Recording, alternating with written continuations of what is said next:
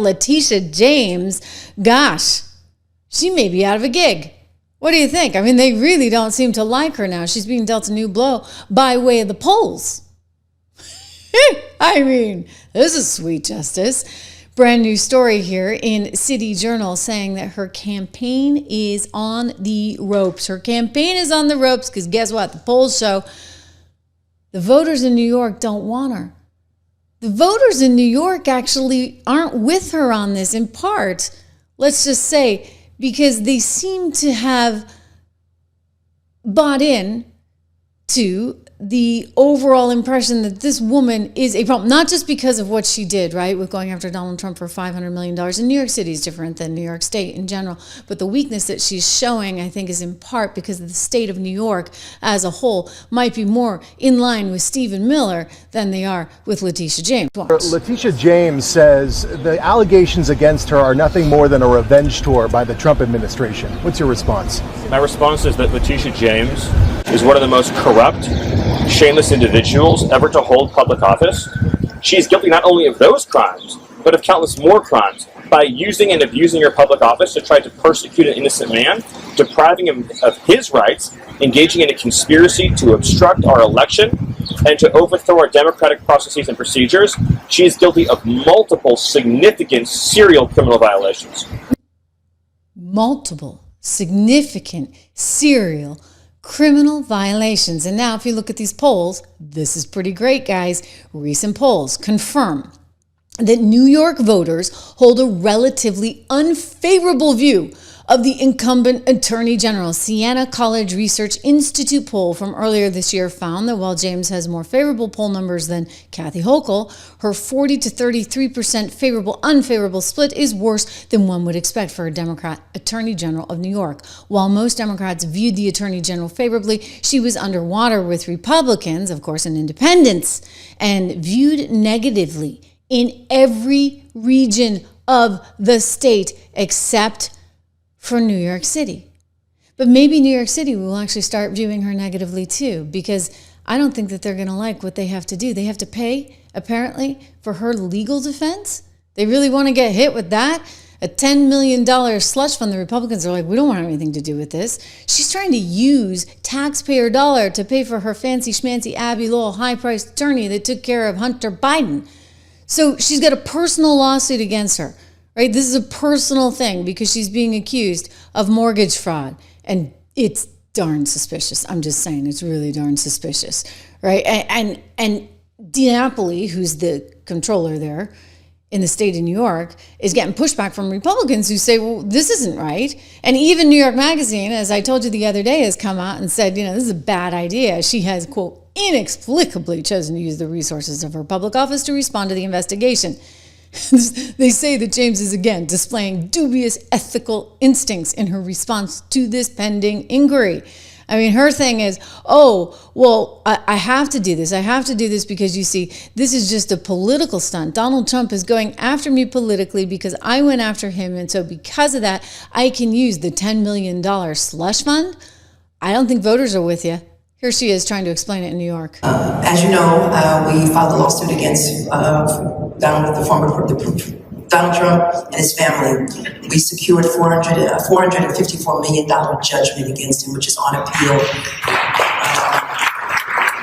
The case is on appeal. I have no idea when that case will be decided. This investigation into me is nothing more than retribution. It's baseless. It has to do with the fact that on a power of attorney, I mistakenly indicated that I was a state of Virginia, but prior to that, I had indicated to the mortgage broker that, in fact, in bold cap letters, that I am not a resident of Virginia and never will be. And in the mortgage application, I indicated that I would not live in Virginia and I was not a resident. They just took the power of attorney and they're using that as a basis for enforcement for their investigation, when in reality, the power of attorney was never used to determine my eligibility for a mortgage for my niece for a home in the state of Virginia. My niece who has children, and because I am a good aunt, I wanted her to have a home. Yeah, well, you may face 30 years in prison for this. I mean, you're a lawyer, for goodness sake. So the power of attorney, you're allowing them to sign off like that. It's just a technicality you're telling us? Well, there's been multiple technicalities. We've been through them, right? Think about not just the 2023 mortgage in Norfolk, Virginia. By the way, I wonder if the niece qualified for any kind of special assistance to pay the rent for her aunt's house. That would be kind of incestuous. All those federal funds, all those public funds. Hey, why not use public money? And I'm going to use public money to defend myself with Abby Lowell to the tune of $10 million.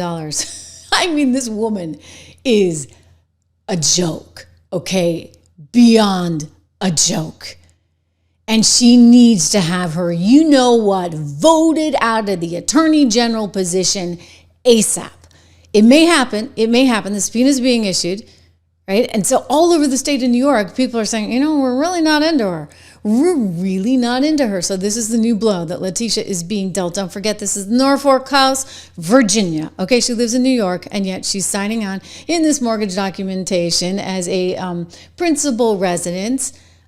It's not flying with upstate voters. I'm telling you, you get the brownstone. She's getting special treatment on that one too in New York, because since 2001, she's been saying there's only 4 levels when there are actually 5. Poetic, right? Because I think she had an issue with Donald Trump claiming a certain amount of square footage, thinking that, that was going to give him a better mortgage rate with Deutsche Bank if he had a certain amount of square footage. In this case, she's actually using federal funds. Whole other different ballgame, right? Like, this is actually a federal crime that carries up to 30 years. Then, of course, she signed on as her dad's wife to get this little number of a house.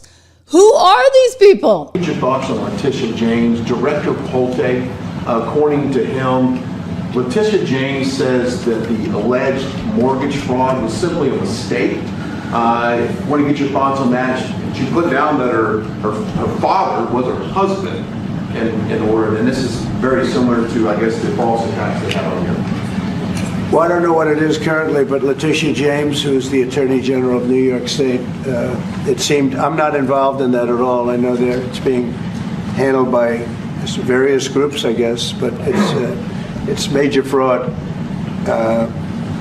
mortgage documents, and fraudulent everything. I think she said the father was her husband, which she had to have a husband, so she chose her father, and she put it down, and she had didn't she sign in Virginia, yet she said she lived in Virginia, yet she's the New York State Attorney General. She did that for tax reasons, so she could take advantage of taxes.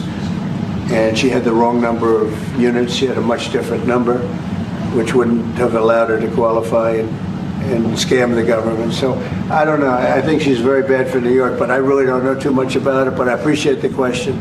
Thank you very much. Yes. You bet she's bad for New York. Well, the media's turning on her. Voters are turning on her. I think, we're just waiting on that darn court. I'm getting a little sick of it, guys, because I think the judges know in that appeals court, it's gone to the appellate court, the case against Donald Trump, where you get that idiot judge, Engerin, or however you say his name, trying to slap a nearly $500 million fine. I mean, with interest, it's $500 million that they're trying to hit the now president of the United States with, because they were trying to prevent him from running for president in the first place. I mean, people are on to this, right? We just talked about what Tulsi's exposed.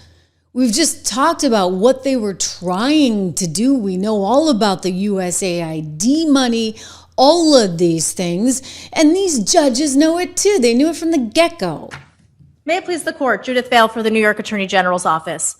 All of the defendants repeatedly violated— Ms. Vale, can you identify any previous case in which the Attorney General sued under Executive Law 6312 to upset a private business transaction that was between equally sophisticated partners, where the supposed victim had the ability and legal obligation to discover the allegedly misrepresented matters by conducting its own due diligence, where the supposed wrongdoer advised the supposed victim through written disclaimers to conduct its own due diligence and to draw its own conclusions, where the alleged misrepresentation almost entirely concerned inherently subjective valuations of properties and businesses. Yes.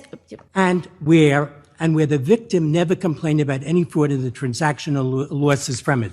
Because I've gone through the cases which you've cited, and all of them always involved the consumer protection aspect. It involved protection of the market. Several responses. And I want to add to his question, and little to no impact on the public marketplace. Exactly. Okay? You guys know it. We all know it. So get on with it, would you? Would you please throw the case out of court? Would somebody please disbar Letitia James? And please, New York voters, follow your gut. Vote this woman out. She is bad news, and she may, as we watch the eastern part of Virginia issue grand jury subpoenas, I think she may be heading to federal prison. I really do. I mean, and the media is over her. Voters are going to be over her. And it's high time that happened. Turning to another big story, I want to get to MSNBC because their ratings are just awful, and they're coming out with this Spinco thing, which they're calling Versant, some fancy French name. But we do that. Before we do that, I kind of wonder if like MSNBC is going to go away altogether. It's a fair concern. I just want to remind you, thank you for being here. We are growing strong. We're over 800,000 subs right now. This is incredible. I think that we're going to be hitting 1 million very soon. Thank you for all that you guys are doing. We're totally independent here on the Trish Regan Show, which is why we so appreciate some of our great sponsors, including our friends over at American Hartford Gold. You can get up to $15,000 right now in free silver with qualifying offers. If you mention the name, you know people, okay? Trish Regan. Go to trishlovesgold.com. You can get more information about the special offer, or you can text them. Text Trish, my name, to 65532. Call them at 1-844-495-1115. We've got a market, I got to say, that I think is a little bit encouraged out of what we heard from NVIDIA just yesterday, don't forget. As I look at gold prices, I mean, you've got a market that's higher across the board right now.